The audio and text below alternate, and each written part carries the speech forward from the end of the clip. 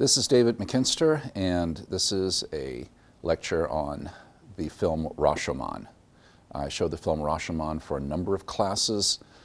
Many people have studied Rashomon in a philosophical context. When my son was an undergraduate, he called me up one day and said, "Dad, in my intro philosophy class, we just watched Rashomon." And I said, "Not surprised." And he said, "Yeah, but here's the important part. My professor is Japanese and he interprets the film pretty much just the same way you do." I said, "Okay, vindicated." But actually, my interpretation, and I don't have a real agenda in interpreting Rashomon for you, but my interpretation is based in some part upon what Akira Kurosawa, the filmmaker, says in his own autobiography. There's a delightful autobiography that he wrote called Something Like an Autobiography. The title is because he doesn't systematically try to talk about his life, but only talk about the parts he thinks will be interesting to the reader. He talks about the film Rashomon, and he says, Western critics and Western film historians have very largely misunderstood the film. They believe it's about the subjectivity of truth. He said that's not what it's about. It's about the quicksand of ego. Not the same point at all. Okay? And actually, the point about the quicksand of ego fits in very nicely with a number of important philosophical topics. I urge you to read the short Robin Wood essay that I will have provided.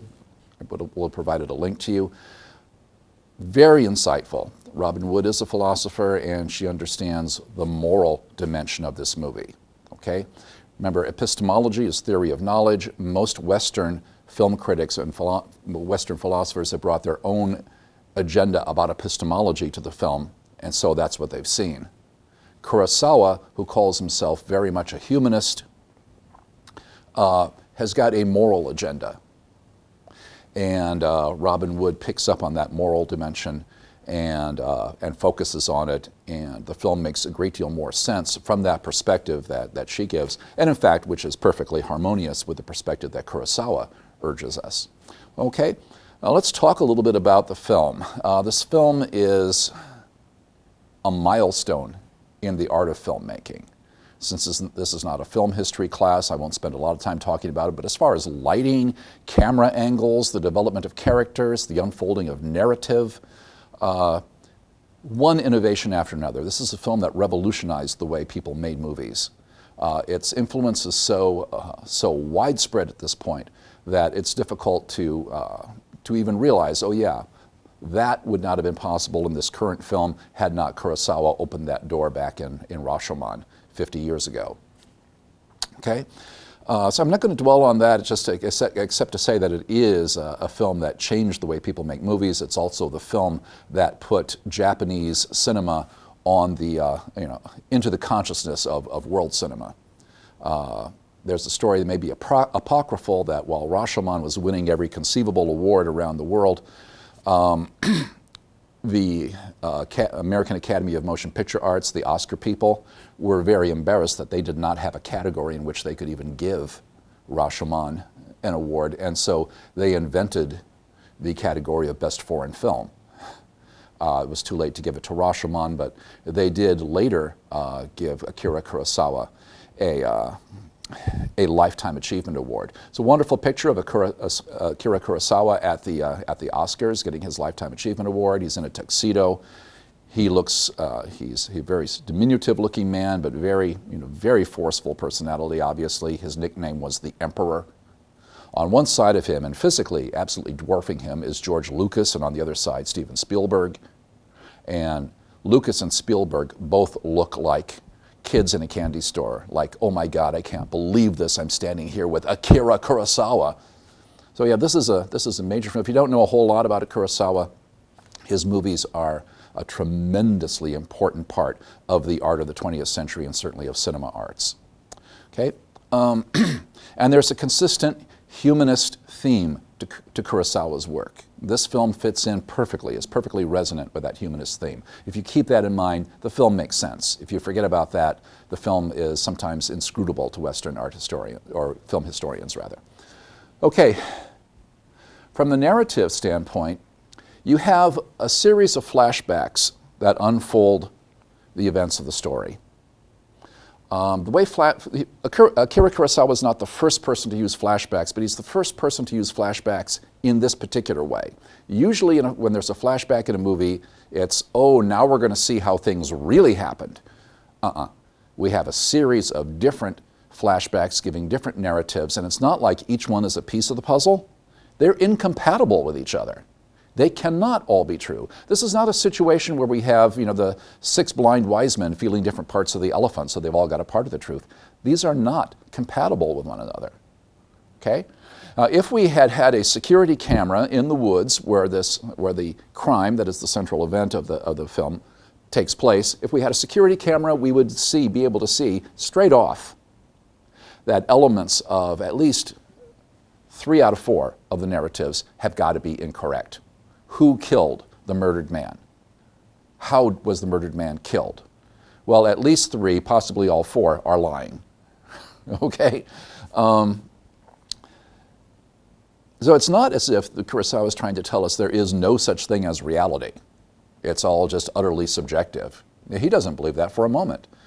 His point is, something actually happened. A man is actually dead.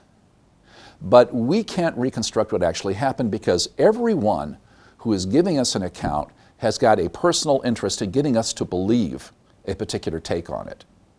Kurosawa says this isn't about the subjectivity of truth, it's about the quicksand of ego. Everyone wants to be perceived in a particular way, and because they want to be perceived in a particular way, today we call that spin, they twist the story, they invent elements. They exaggerate. They leave things out. Okay? The Bandit, first of all, Tajumaru the Bandit. He's the only person whose name we know. Okay? And that's because we don't really know him. We know that he is a sort of legendary figure, a notorious figure. But we don't know who Tajumaru underneath really is. We know how he presents himself. The way he tells the story of what happened, yes, I was going to force myself on this woman, but in the end I was able to seduce her because, of course, I am just such an incredibly masculine, irresistible force of nature. And then I wasn't going to kill the man because that would have been ignoble. I'm a bandit, but I want to be perceived as if I were a samurai, as if I were a real warrior. So I had a sword battle with this samurai. And he was really good. He crossed swords with me more times than anybody has ever managed to cross swords with me before I finally killed him. So it's like, I'm larger than life. I'm a warrior. I'm a bandit, but I'm noble. Tajumaru is always screaming and bugging his eyes out and acting crazy because that gives him sort of this mythic stature. He is like a hurricane. He is like an earthquake. He is more than human. That's how he wants to be perceived. Is that who he is? We have good reason later to doubt that that's who he really is. The sword battle, interestingly enough, between Tajumaru and the samurai is pathetic. If you know anything about Japanese fencing, it's pathetic. It's 2 tough guys just wildly swinging the sword at each other. It's not like Kurosawa didn't know what good swordsmanship was. He was himself the son of a man who was of samurai heritage. They practiced samurai etiquette as he was growing up in his home. You can see from his later films, he knows how to stage a really skillful, really good sword battle. This isn't one. Why? Because we're seeing it through the eyes of Tajumaru. Tajumaru doesn't know what a good sword battle is. He's just a tough guy with a sword. So of course, that's all the sword battle amounts to with Tajumaru. And then finally, because of course no one can overcome me, I overcome the samurai. And now I'll face death and I'm unafraid. Well, he wants to go out with his head held high. He wants to be perceived as something between a god and a beast. Do we have good reason to believe that he's telling the truth? Well, then the woman shows up. The woman has a very different story. The woman's story is completely incompatible with that of the bandit. The man wasn't killed with a sword. He was killed with a dagger. And the bandit was long gone when that happened. The woman wants to be perceived. The woman's very smart. She wants to be perceived as, I am the victim. Why? Because she feels sorry for herself? Well, probably she does, but on the other hand, she's a woman in medieval Japan. She has no power to begin with. Now she's been sexually violated, she's lower than dirt in the Japanese, medieval Japanese social scale. The only way she can preserve herself, the only way she can come out of this a winner and survive, is to turn it all around. So I am just the helpless female. What am I to do? You know, I am the victim. This bandit was so cruel to me, and then my husband was so cruel to me. My husband blamed me for everything. Well, of course, you know, if you're going to take what would be the typical social attitude of, oh, I'm going to blame you too, you would feel like a heel. Right? She knows what she has to do to survive, and she's very much a survivor. She turns this around. She preempts the kinds of criticisms that she might face, the kinds of discrimination she might face, and she gets everyone's sympathy.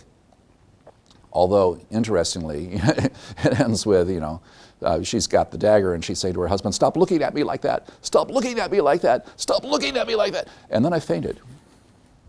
And when I awoke, the dagger was in my husband's chest. I don't know how it got there. Did you kill him? We don't know. And we're never going to know that. Okay, the woman's crying, something to note. If you choose to watch the film with subtitles, the emotional coloring of the dialogue is much more intact. If you watch it dubbed into English, the voice actors do a pretty good job, but you lose a whole lot. And for one thing, in the English dubbing, the woman's crying is just unbelievably annoying. It's much less so in the Japanese version. And in fact, she clearly knows men expect women to dissolve into tears, and she'll be crying and crying and crying. She's buying time, and all of a sudden she'll sit up. I've got it. I know what I have to say. I know what I have to do. I know how to get out of this. She understands how she's being perceived, and she's able to spin that and play it and turn it around to her advantage. Very, very intelligent character. But is she telling the truth? Again, we've got a lot of reason to believe she may not be. The murdered man speaks through a medium, a Shinto priest, as is very often the case, female, acts as a medium. If you are familiar with the J-horror, Japanese horror genre that was popular in the 90s, The Grudge, The Ring, that sort of thing, look at the visual images in this film. You can sort of see them as precursor to the kinds of visual imagery in the J-horror genre. And this scene must have been extremely unnerving to audiences of its time, although to us it probably is not so. Particularly to Japanese audiences of its time, it must have seemed very, very, very creepy. The effect is much greater in the subtitled version than in the dubbed version, once again. But according to the samurai's version of what happened, and again, we don't know her name, we don't know his name, because we don't really know them. Kurosawa's emphasizing we don't really know them. He claims to have committed suicide. That he drove the dagger into his own breast, and he did it because his wife betrayed him. What does that tell us? He wants us to perceive him as being the victim. My wife was violated, and I died. Let's see, how can I preserve my honor? I got it. I killed myself. I committed seppuku. I committed ritual suicide because I'd been dishonored and because my wife had betrayed me. And I'm sitting there blubbering because, you know, I don't want to sound like I'm not being compassionate toward him. He, of course, is suffering. But is this version true? Again, lots of reasons why we might not believe it. And take note of the fact, while you're watching the film the first time, take note of the fact that he says that, you know, he drives in the dagger into his own breast and he falls down. Then the medium sort of gets back up a little and says, everything got very dark, everything got very quiet, there was a mist before my eyes, and I heard someone very slowly walk up beside me. Stand there for a while, and then slowly pull the dagger from my chest. And then the medium goes, oh, and falls dead. Well, of course, if you know anything about first aid, right, you know that if someone is impaled or stabbed, the last thing that you should do is to pull out whatever has stabbed or impaled the person, because it's acting as a temporary dam You pull it out, the person immediately bleeds out, bleeds internally, and dies very quickly. Let the medical personnel remove it because they can stop the bleeding at the same time. So whoever pulled the dagger out, if this story is true, whoever pulled the dagger out probably thought that the guy was dead. All he wants to do is steal this valuable dagger. But in fact, he may be the immediate cause of the person dying at that moment, although the samurai would have died anyway. Okay? Now, if you look in the upper left-hand part of the screen while this is happening, you see the priest and the woodcutter sitting there. And the priest kind of looks away in horror at this. But the woodcutter kind of goes like, now, it's not overplayed, it's subtle, but is he doing that because he pulled the dagger out? Or is he just reacting with horror to this awful story? Again, we don't know. Okay, then as it turns out, the woodcutter saw the whole thing. He's got yet another story. His story essentially says that everybody comes off looking confused. Everybody comes off looking nasty, self-concerned, without compassion toward one another. And the way he tells the story, and take a look at the way the sword fight goes in this story. Everyone is clumsy and confused and terrified, and they're falling all over themselves. It's comical. Why? Because we're seeing it through the eyes of the woodcutter, who is himself confused, who is himself humiliated, who is himself terrified by all these things. So of course, we see it through his eyes. That's how we see it. Okay? No one in this, the Rashomon problem is that no one in this narrative has a real commitment to be honest or to say, let me put my feelings aside and tell you as accurately as possible how things fell out, and then I'll tell you how I feel about it. No, they're altering it. They're altering the narrative to fit their own agenda, to fit their own egos. Anyone who's done social work, as I have, knows that the first time your client lies to you, your client may know I'm telling a lie. After your client has repeated the lie a number of times, very likely your client has forgotten that it's a lie because the client is so emotionally committed to getting this version of events believed. It's almost as if they convince themselves, even if they can't convince you. That's a part of the Rashomon effect. The notion of the Rashomon effect is just exactly that. If we go into the narrative, we try to explain what's true, what's real, what actually happened, and we are so emotionally committed to a particular version of events, to being perceived in a certain way, so emotionally committed to the spin, if you will, we will never get at what really happened. We'll never even get as close as we could get to what really happened. The Rashomon effect is it's not something about the subjectivity of ego, of knowledge, but rather about how we tend to spin things to fit our own egos. Not the impossibility of knowledge, but the failure to even want to know. Okay? Now understand, we're getting all of these narratives about what happened through the viewpoint of the priest and the woodcutter, who are narrating. They heard all of these accounts being given at the court, and they're narrating this to this third party, who I refer to as the vagabond. He's sometimes called the commoner. There's no one term that's always used for him. But this cynical fellow who is just basically mocking them and saying, forget about it, all people are evil, all people are nasty. Everybody just, twists the truth to fit their own agenda. We're seeing them through Kurosawa's notion of what he wants to tell us about it, and of course we're bringing our own issues to it. Okay, so figuring out what is actually happening is a daunting task. I'm not saying impossible. Getting closer to the truth, we think of it as a matter of degrees. Getting closer to the truth is not the same as having absolute certainty. Getting closer to the truth is possible if we have a commitment to do so. But Kurosawa's worry is this quicksand of ego sucks us down and we no longer even have a commitment or a desire to find out what the facts are. Okay? And people ask me for my political views. I like to say, check the facts, do the math, use logic, try to be fair to everyone. You will annoy the entire political spectrum. Okay? And that's something like the Rashomon Effect. Okay? There was an old Simpsons episode where Marge says to Homer something about they're going to go to a Japanese restaurant or something, and Homer says, "Oh, I hate Japanese things." And Marge says, "But homie, you loved Rashomon." He looks puzzled and says, "That's not how I remember it." Okay, it's sort of an arcane joke. I wonder how many people who watch The Simpsons would actually get that joke. But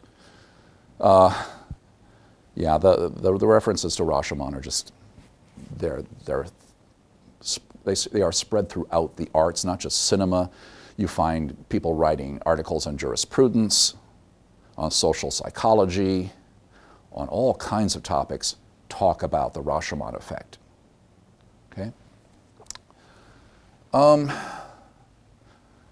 That's the Rashomon Effect, and it involves the quicksand of ego. If we remain focused on our own egos, it sucks us down and it suffocates us. Okay? At one point, the spirit of the samurai talking through the medium says, "Who threw me into this dark hell?" Well, to a large extent, he threw himself into the dark hell. Think of the dark hell as being, if you will, the expanding circle in reverse. The expanding circle, our life gains meaning because we are investing others with value. Remember, the more you love, the more your life is worth to you. The more you love, the more meaning your life has. When I become more and more self-absorbed, less and less has any meaning to me. We sink deeper and deeper into that quicksand of ego. That's how he got where he is. Two of the sources for Kurosawa's screenplay were short stories by a modern Japanese author, early 20th century, named Akutagawa. One of them called In a Grove. That's the source for the narrative of the film. And another called The Rashomon, which is essentially the source for the moral dimension of the film. In the short story, The Rashomon, a samurai goes into a broken down fortified gate, or Rashomon. He's not surprised to see dead bodies because it's a time of great turmoil in Japan, famines, epidemics, civil wars, crime is running rampant. It's not unusual for people to dump inconvenient dead bodies in the Rashomon, just abandon them there. I don't have the money to cremate my uncle. You know, we're barely feeding ourselves. Or, you know what, I just found this body in my front yard. I don't know who killed him or how he died. I'm not going to tell the police because then all of a sudden I'm involved.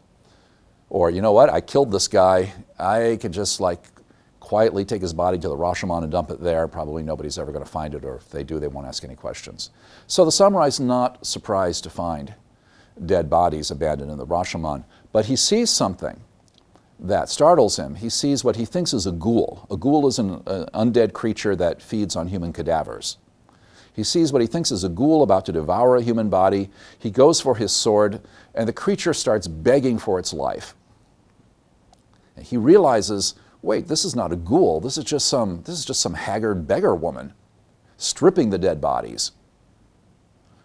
And then he's morally outraged, and he goes for his sword again, and he says, how dare you? Look at all the indignities. Look at how these people suffered.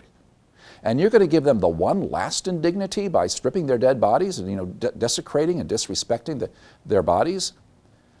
And she begins pleading with him, ethics is for good times. Times like these, you have to do whatever it takes to get by. It's everyone for yourself. You can't think about others. Try being unselfish. Look where it will get you, so forth. And she goes on and on and on and on like this. The rules don't apply in terrible times like these. The samurai listens in silence. When she finishes, he says, okay, you convinced me. Kicks her down the stairs, kills her, and steals her bundle. There's the problem, right? And Weston talks about his glib relativism, as he puts it. Okay? Glib relativism simply says, essentially the same thing. I'd rather proceed as if there were no rules. as if we're all just making up the rules as we go along, rather than trying to reasonably arrive at a set of rules that will allow us to mutually flourish. No, I'm just going to make it up, shoot from the hip as I go along, and what's more, there are no rules. Especially in hard times, there are no rules. Well, the problem is, when people argue that way, they generally think that other people, that applies to their own actions. Other people still have to treat me decently. I can do what I please, but that doesn't mean you can kill me. That doesn't mean you can rob me. That doesn't mean you can violate me. Oops, right? Tends to turn around and bite you when you embrace that point of view. And that was Akutagawa's point. Kurosawa picked that up immediately and said, yes, absolutely. The samurai gets into the position he's in no small part because the bandit tricks him. The bandit says, hey, look at this fine sword. I robbed a tomb, and I buried the loot. I'll sell it to you cheap. Now, a good samurai would have said, how dare you insult me? First of all, you desecrated a tomb, and second, now you want me to profit by your immoral act? Right? Sword would have been out, the bandit would have been dead instantly. Instead of that, guess what? This samurai says, all right, show me the loot. He got himself into that situation because he didn't live up to the values that he professed. Not only that, if he were any kind of a samurai, this bandit never would have been able to defeat him, never would have been able to ambush him. He put himself in that position by not living up to the values that he was supposed to be professing. He's in that dark hell. His self-absorption has taken him deeper and deeper and deeper into the suffering, into this meaninglessness. And now, again, instead of saying, I put myself here, I have to change my mind, I have to change my attitude, because, as a Japanese in medieval times, he would have believed in reincarnation. Why? I'm not going to be in this dark hell forever unless I keep myself here forever. First thing you have to do is say, I accept accountability for my own life. I could have chosen differently. I could have chosen better. And reverse this process of sinking deeper and deeper and deeper into your own ego. Okay? You can think of this in terms of Plato's cave, right? People chained by their own egos in the bottom of the cave. All they can see are the shadows. They're convinced that all that's real are the shadows. Now, in the end, the woodcutter is the one who seems to emerge from the cave. Okay? Now, I'm actually going to return to that when we talk about truth versus solution in a moment. But you can think about the woodcutter in terms of the guy who is trying to actually stumble his way out of the cave. And in the end, he does. Okay? The priest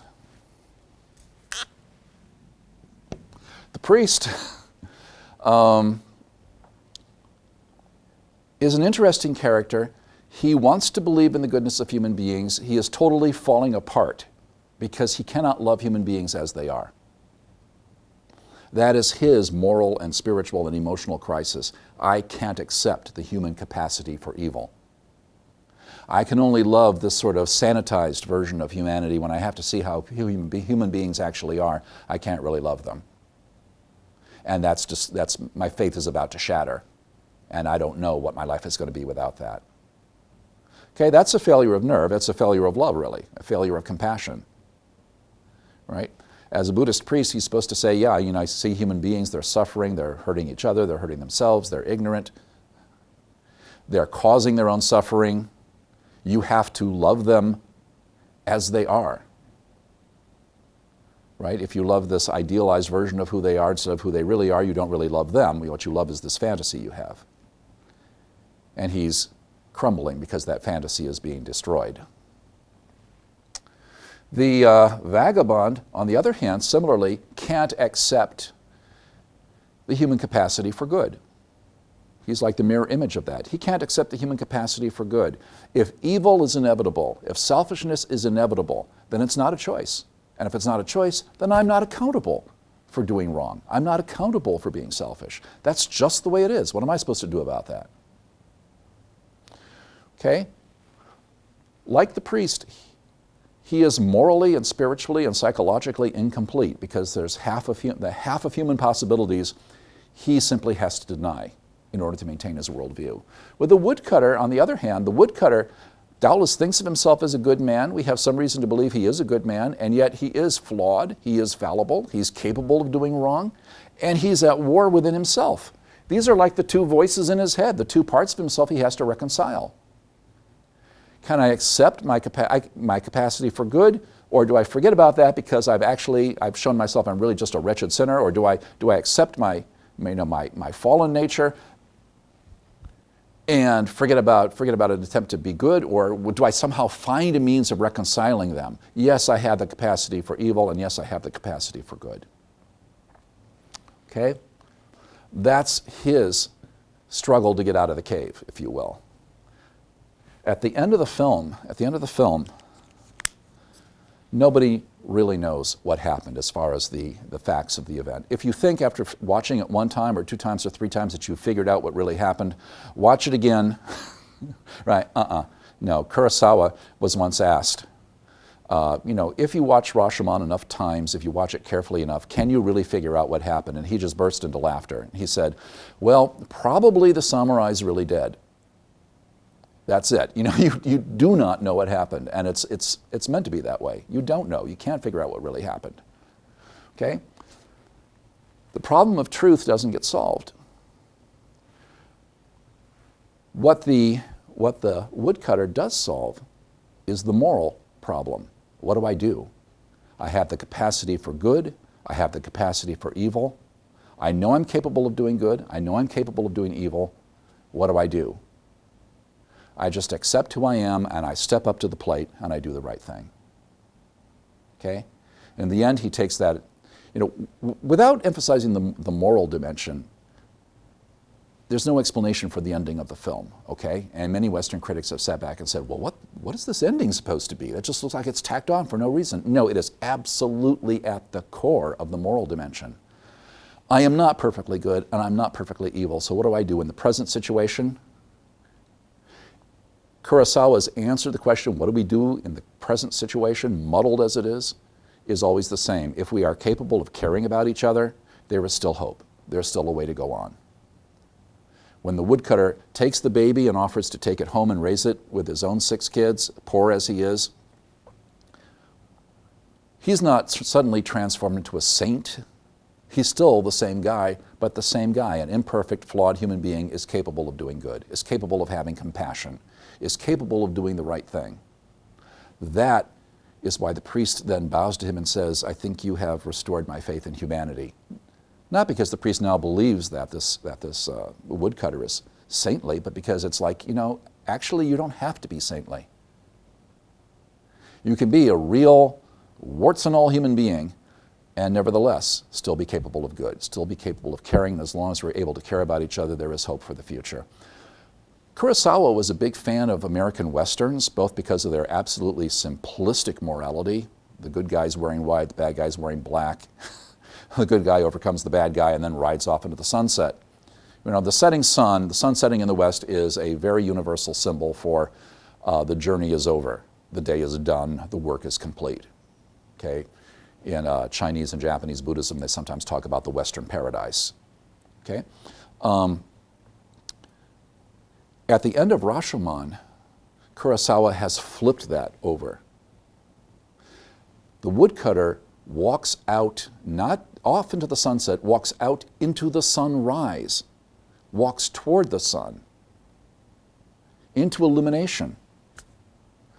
Because, the day is not over, the sun's not setting, the sun's rising, the work's not done, but we are able to go on. We are able to live another day. We are able to continue.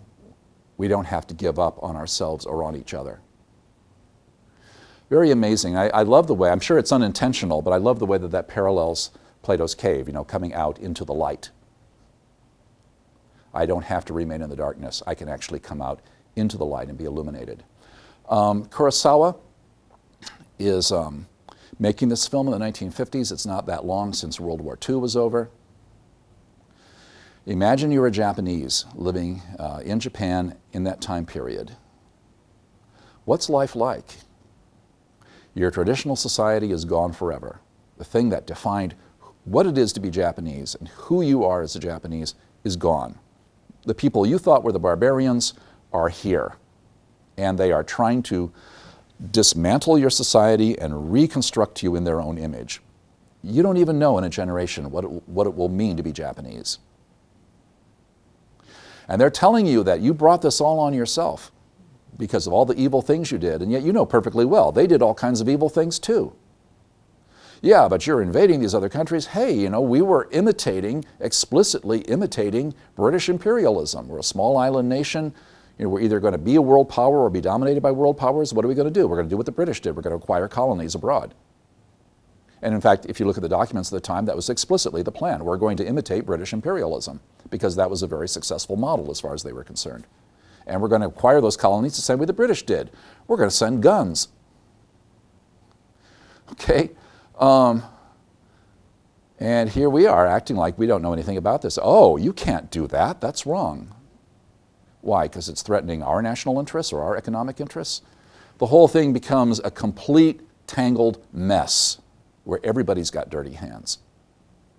So you're sitting there in Japan and you're like this poor woodcutter. The good guys and the bad guys seem to be, you know, the bad guys seem to be good guys, the good guys seem to be bad guys. Everybody seems to be confused. Everybody seems to be capable of both good and evil. You can't just simply take a dualistic approach and say, here are the forces of good and here are the forces of evil. It's human existence is a mixed bag. So what do you do in this situation of chaos, in this situation where you can not be sure of too much? What you do is you step up to the plate and you say, we are still capable of caring about one another. We are still capable of compassion. We are still capable of humane action. And as long as we can still do that, there is still hope for the future and we can still go on another day.